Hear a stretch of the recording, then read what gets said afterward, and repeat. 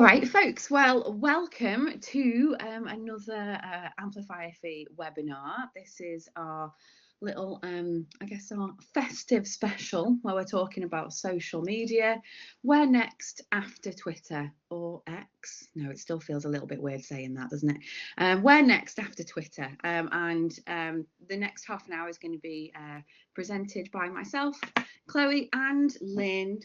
So we're kind of like two-thirds of the AmplifyFE team. We are. Hi, everyone. So what we're going to go through today is we're going to have a little look at a few different social media platforms that might be some options for us as educators in the FE sector. So we're going to have a little look at the changing landscape of all those different platforms, specifically for us in FE and for skills practitioners. We're going to have a little look at the main features of each platform and why they might work, or they we found that they might not work so much or so well for practitioners. Have a little think about ways to join, or even to stay, or even leave a social media platform. We're going to share with you the, we've got AmplifyFE on all of these different platforms as well. So, obviously the choice is yours, which one you would like to join or move to or stay, etc. But we do have AmplifyFE on there and all the different spaces. And remember, one of the the things that AmplifyFE does is if you've got something that you want to share, whether it's a resource, an idea, a new book, a blog, or an event, then using the hashtag AmplifyFE allows us to be able to find it and then amplify it for you. So that's why we've decided to have a presence on all of those platforms, because we want to go where you are. And lastly, we'll have a little bit of time to discuss the motivations and rationale for those different platforms. That discussion in the live space will not be recorded, but feel free if you want to continue that discussion for those that are watching on YouTube, if you want to discuss in comments, or if you want to discuss with your own peers and your colleagues as well, then do definitely do that. Okay, Lynn, have you got anything else to add before we kick off with? No, I think that's great. Let's go for it. Lots to pack in. It's going to be a whistle-stop tour, isn't it, Chloe? But we hope that you can review the recording and yeah, let's look at what the options are, shall we? Okay, right. Well, let's start with the elephant in the room, or the bird in the room, shall we? Okay, and that is Twitter or X. So yeah, the usage dropped in the past year quite significantly there. Yeah, and there's a few reasons why so many people are leaving Twitter. And you know what, it's quite sad. I found it's quite a sad thing for FE practitioners personally, because for me, I don't know about you, Lynn, but it was a place where I've really been able to connect with the sector and with practitioners. UK FE chat was massive for me, being able to go and do that, and even when I was just a lurker, but that was really massive. So actually I found it's a little bit of a grieving process, I think. Absolutely. It's a real sense of loss. There was an amazing community there, but absolutely, for all the reasons you can see on screen, people are just saying no more.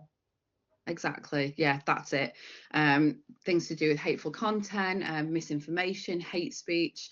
There's also things to do with changes in the algorithm that are an issue, and also poor user experience. So I know loads of, there's been so many people in the past few months saying, oh, I've not seen your tweets, and I've not seen, I've even said to people, so, gosh, this is the first time I've seen a tweet from you in, or whatever you want to call it, from you in months. And then someone will reply, well, I have been tweeting, but just no one's been able to see it. And I've not been able to see your stuff, but I've been able to see lots of stuff I don't want to see, or, that interest to me. And that's obviously an issue, isn't it? For user experience, that's a massive issue, especially for, FE sector that's so much based on community. And that's where we had a massive community. So this is where we're starting from. This is our starting point of the webinar. Where do we go to now? Where next? And here's a little bit, if you may have seen this, you may not have. If you, this is the some data from the latest community practice sector audit that AmplifyFE do and have done every single year for the past few years. And you can see here, like, users, reduction in users, and then how many have been added, how many have declined, and how many have removed. It's quite significant for X. You can use that QR code to access it. You can access it by the AmplifyFE website, and we'll also pop a link into chat in a mo as well to share with you what that is. So, I mean, we've kind of like explained, well, we just mentioned UKFE chat and things like that, why we like Twitter. So I think that we need to kind of start with this. What was it about Twitter that we really liked, so that we can try and figure out what platforms are useful for us, where we can go to, and what kind of replicates that like feeling. Like, what was it that was so special about Twitter that allowed us to come together so easily? Thank you very much, Lynn. Lynn's popped the link into chat for us for that audit. So yeah, it was the original microblogging platform. So 280 character post limit. That was it, 280 characters. But obviously you had people that would make threads as well, and we kind of got used to that, quite nice, short, sweet, succinct. Getting your message across so succinctly for those of us who are time-starved, a time-starved sector, right? Very useful. It allowed us to like, to reply to share posts. It also allowed us to use hashtags, and that's a significant thing with AmplifyFE, because a lot of our audits were based on, being able to use and follow these hashtags and these trends, so we can search for similar themes. You may be watching this now and thinking like so many hashtags that were popular for you, that you allowed, that enabled you to go and see, and find different resources, for example. So for example, like hashtag FE research, being able to just go via that hashtag, or if you go to an event or a conference, there'd be a hashtag. You put that hashtag. I'm just thinking about like DigiFest last year, like DigiFest 24, click on that, use that hashtag, and you can see everyone's posts that are there at that conference. It allowed you to connect in real time, in real life, with those people too. Brilliant. So we've also got widely used hashtags, for example, UKFE chat, but user numbers are declining, and that includes like quite big organizations that are choosing to leave. So that includes Alt, ETF, and AmplifyFE as well. Okay, so I'm now going to hand over to Lynn, who's going to share the first perhaps potential alternative. Thank you so much, Chloe. I've also popped it in chat. Blue Sky, yes.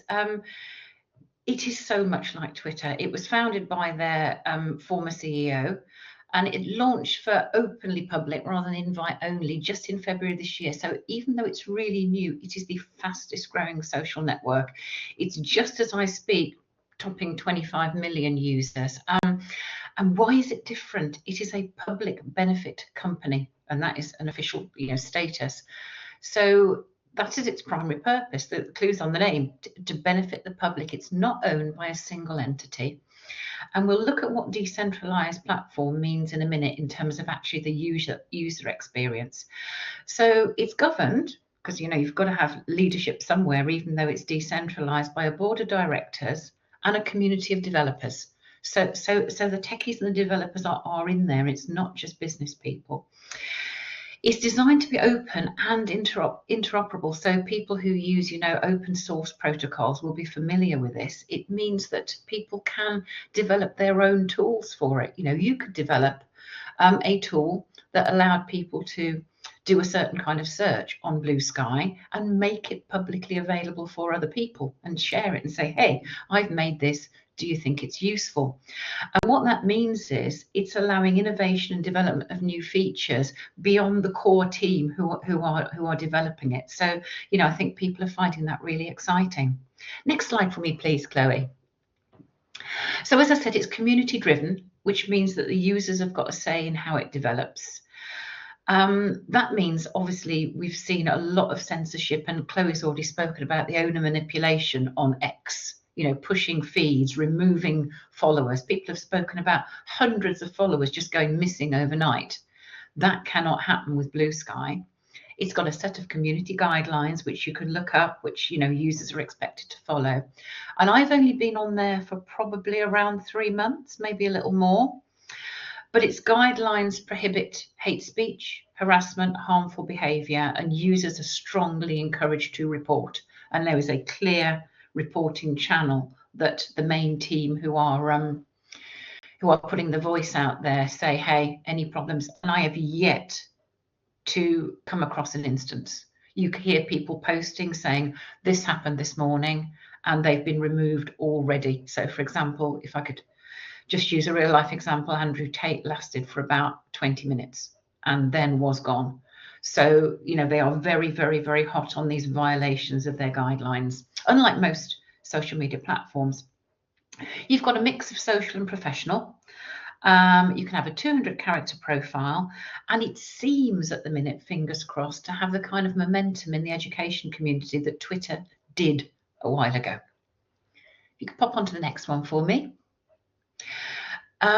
Because it was made by the same team originally, you will feel like you are on Twitter, quite simply. You've got 20 more whole characters to play with, for those people like me who find hard to cut down their messages. You can still use images, links, hashtags. You can like and share and reply. So it's very much a similar feel. You get to set up your own feeds, which you can say, oh, I'd like to just have these people in a feed, or you can set up a feed and make it public and available. So the wonderful Jo Fletcher-Saxon, who many of you may know, set up Further Education UK. So I follow that feed, and if you just use the UKFE hashtag, then that will appear in the feed. Another major feed, which has got hundreds of thousands on now, is EduSky. So education globally is joining in huge numbers. The thing that we like, and our lovely colleague Emma Proctor-Legger set this up for us, users can create starter packs. So I can make a curated list of other users with similar interests. So I'm thinking, Chloe, when you're on there, you can do UK ESOL, for example, and you can add the 30 people that you think are amazing in UK ESOL as a starter pack and pump it out there and say, hey, these are great ESOL people to follow in the UK. And then people will click on that starter pack and you get a choice of looking at those people and following them one at a time. Or you can just say follow all, and generally I trust the person, so I say follow all. So suddenly you've got 50 new amazing people you're following, all on the same theme, all with the same vibe. And I think, that is such an easy way. You have a politics teacher starter pack and an environmental educator starter pack, and you'll see people publicising these in your stream, particularly on EduSky. We have, thanks to Emma, an AmplifyFE starter pack. So it's got 35 FE folk already, and it's growing. So you can see a little QR code there on your screen. So if you just want to point your phone at that, it will take you to how you get involved in our starter pack.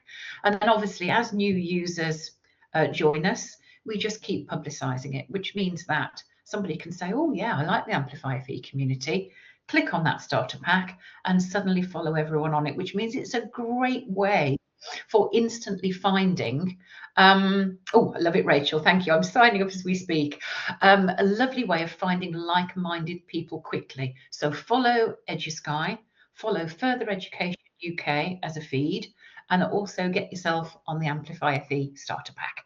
So if you could pop onto the next one for me, please, Chloe. Will do now. I just want to say the great thing about this particular slide, because it allows you to see like how similar it is to Twitter. Totally. You won't know that you're not on it apart from bird swaps to butterfly. Seriously. I spoke about this open source protocol, which means that people, altruistic people, can create third-party tools. And Gildacio Fio, he just made this amazing tool which looks just like TweetDeck, and you can follow people, you can look at your own feed, you can see who's liked your post, and he's just made it openly available. So you can view all of those posts, look at your own timeline and notification. And yeah, if you miss TweetDeck, then there is an instant open source replacement for it out there already, which is really, really fabulous. And it's called deck.blue. So when you're on there, have a look at deck.blue and you'll find that's there for you. Next one down for me. Moving on, because we want to, we're not being, you might think at the moment, hang on, are they being sponsored by Blue Sky? I assure you we're not. We want to be very sort of fair here and look at the competition. So Meta, obviously the parent company of Facebook and Instagram, launched Threads in 2023 as an alternative to Twitter. And because of that Facebook momentum and Instagram of having so many followers, it got 40 million users by the end of the day.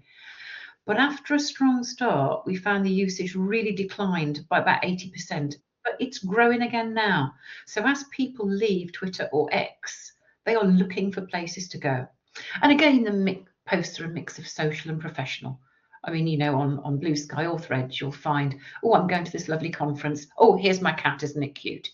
So you've got that kind of similar vibe.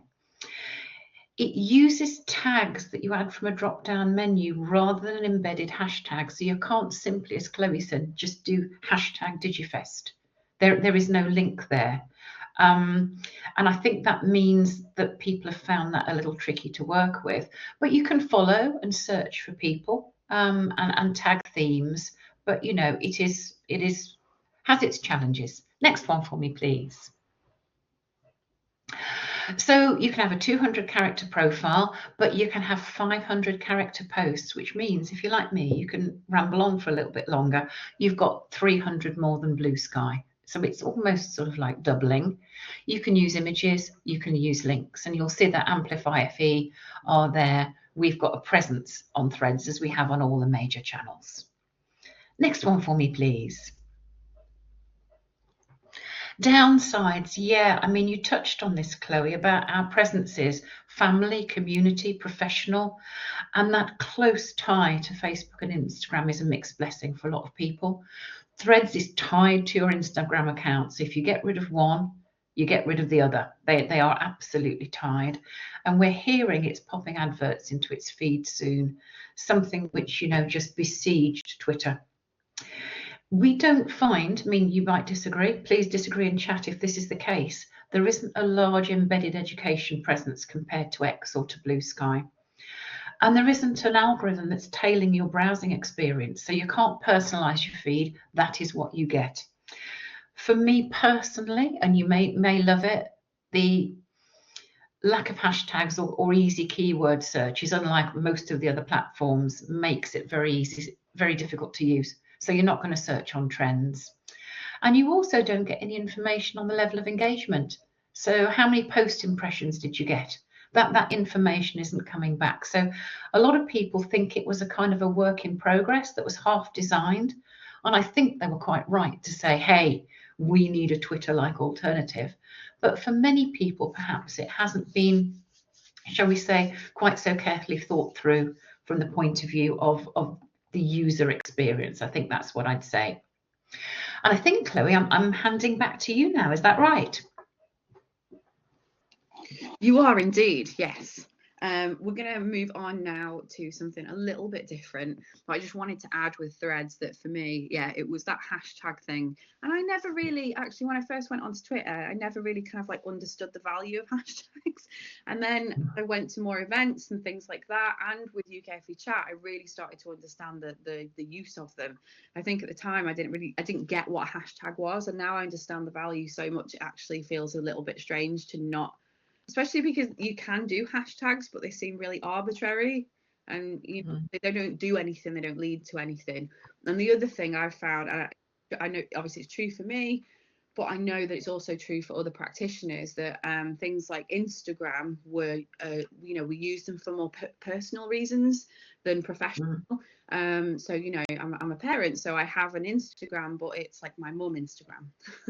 And I don't really want that attached to, like, you know, my professional threads. So I'd need to then create another Instagram and Threads. So for me, like, and I think a few other people have had a similar kind of thing, and that's why they haven't necessarily gone down that route. But again, it depends how you use all these different platforms and why you want to use them and how you use them too, because we all do it very differently. So we're gonna move on now to long form. So Lynn mentioned it's quite nice to have a few extra letters. So what about things such as, for example, LinkedIn? So when we just I mentioned then about, like, you know, those blurred lines between your personal and professional social media platform and accounts. LinkedIn, you know, is specifically, really, it's work related, it's professional, it's your professional space. So yeah, it was launched in 2003. It's now owned by Microsoft. We've got a significant amount of active users, and it is growing 5% a year, actually, so it's quite a lot. And via LinkedIn, you can connect with other professionals by sending or being sent invites. You can connect with them, you can follow them, you can even give like references to one another as well, actually. The tone is, you know, a little bit different to something such as Facebook, for example. Is more formal, professional, work-related topics, you know, very much so in the LinkedIn space. And yeah, users create their detailed professional profiles showcasing their skills. And LinkedIn is very often the place that people might go to when they apply for a job. Either whether they're looking for a job, or, you know, if someone gets, you know, if they're looking for people, then and they get some applications in, they might go and look at your LinkedIn profile, for example, to find out a little bit more about you and you know, how you what you've been doing in the sector. So that's why it's really useful to have that testimonial of skills, which can be, again, requested from different contacts. You can have references there. So it becomes like a really organic live CV as well, in a way, as well as a space where you can connect with other people. I mentioned you can find job opportunities, and you can join groups related to specific interests. AmplifyFE, we have a group there too. You can also have them linked to specific company pages, as well as your personal presence, but you need to have that that live first. So why might you be interested in using LinkedIn or transitioning to LinkedIn? Well, it allows you to have more long form posts, unlike X. So what is it? 3,000 characters. I didn't realize it was that many, Lynn, but yeah, that's quite significant. Oh, it's a lot, yeah. Bit of a difference to Twitter. And then opportunities also for detailed replies. Okay, so it's not just you having being able to have a long form post, but your replies, or you can have more significant replies too. So the replies are not restricted to the same kind of, like, 240 characters, etc. So it means you can have some really nice discussion going on as well. And it's great because there are so many specific education and specialist groups that are on LinkedIn. Okay. However, I mentioned again about, with Threads and that kind of like, professional and personal kind of like blurred lines. And I just mentioned Facebook, didn't I? Well, let's think about Facebook too, because Facebook does allow you to have that long form, but it's a little bit different to LinkedIn. And for some, it's a little bit more of a personal space. However, there are quite a few Facebook groups, education-focused Facebook groups too, that people might be interested in being involved in. The platform has been going for quite a long time now. So out of everything that we've mentioned today, I'm assuming Facebook is not the one that you're surprised at, and going, oh, not heard of that one. So yeah, but usage has declined by 25% in the 18-24 age group, in fact. And there are, many of my students say to me, like, oh gosh, yeah, I bet you're on Facebook, as a kind of put down to my age. Yeah, so the usage has increased though, 5% in over 65s in 2020 alone. So we're kind of getting an understanding there of the demographic, I guess, that are still that are using Facebook predominantly. We've also got, look at 10 million themed or personality-led groups. There's a significant amount of groups, but including many that are related to education. I know there's one that was set up, I think, during lockdowns, which is to do with digital in ESOL, and you know, it's got a massive amount of people in that group. There's a presence from SET, the Society for Education and Training, and many training providers. So I know Rachel's here today from Netekla, and you know, we also have, like, you know, Netekla presence on there too, as with many of the other platforms. So you know, you can also find subject-specific things on Facebook too, including support groups such as Ofsted support. However, why not? Well, as with Threads, they're a little bit more cautious of meta type platforms, and there can be that like blurred line, I guess, with family and those who are reluctant to mix the streams and blur those lines between professional and you know, personal platforms. However, Facebook groups do allow large posts, up to 63,000 characters, you know, so like LinkedIn, significant amount of characters, which allow, again, to have and encourage those discussions. And groups can be made private, so it's specifically just in, you know, in that space that they can have those discussions. And then also you can upload videos too, which is pretty good, actually. They never used to allow you to upload videos, but it's good that you can upload videos too as well. So we've shown you super whistle stop tour. I know that we're running to time now, so we're going to be having a think, really. Is there really one platform to rule them all? But is there? What do you think, Lynn? Yes, my apologies for the hideous Lord of the Rings thing on via AI. It just had to be done, I've got to say. I just have these really strong demarcation lines that you were talking about, Chloe. So I've got running my own sort of company, a training provider. I have absolute lines. So Twitter is purely professional. Blue Sky is purely professional. Instagram and Facebook are home and family. And it's one of those things where I just do not mix the streams. It would be very rare, maybe I hope you have a happy holiday or happy new year on something like Twitter or even LinkedIn, because it is just a professional platform. And I think that's why some people are very, very cautious. But you know, some are going to take long form video. Blue Sky doesn't. You know, you can have 1 minute video, whereas on others you just absolutely treat yourself. And I think, you know, there's long form, there's short form. For me, I want to hang out where there's a weight of numbers. You know, in terms of an educator energy of community, and at the end of the day, that is going to make the deciding thing for me, I think. Yeah, I agree. When it comes to like professional spaces, it's about the community. So it's where the community are for me. We're going to open the discussion up to you know, to everybody here live in just a moment. But like I said, I'm going to finish. We'll finish the recording before then. So before we do that, I'm just going to. So this is your time to think, folks. Okay. So then we'll open up a discussion in just a moment.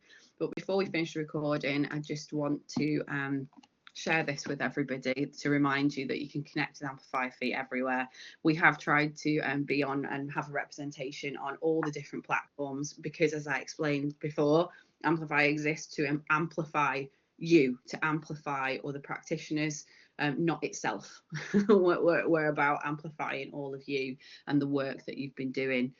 But the quickest way, really, to connect with AmplifyFE and to access all the different platforms and all the different things that we're picking up from practitioners from the different platforms is actually by subscribing to our monthly newsletter. So if you scan that QR code, that will allow you, or we'll make sure that there's a link in the YouTube blurb underneath this, yeah, if you scan that QR code or go to the link, then it will allow you to subscribe to our monthly newsletter. So those that are here with us just now, just stay just for a moment. I'll wrap up and we can have a conversation. But for everyone that's listening in, I hope you have a good look, have a think about what you need out of a social media platform, especially when it comes to your professional space, your teaching space. And definitely have a little look at that Blue Sky. If Blue Sky is one of them, then definitely have a little look at that starter pack as well to get yourself started. And remember, find AmplifyFE and connect via AmplifyFE to everyone else in the sector.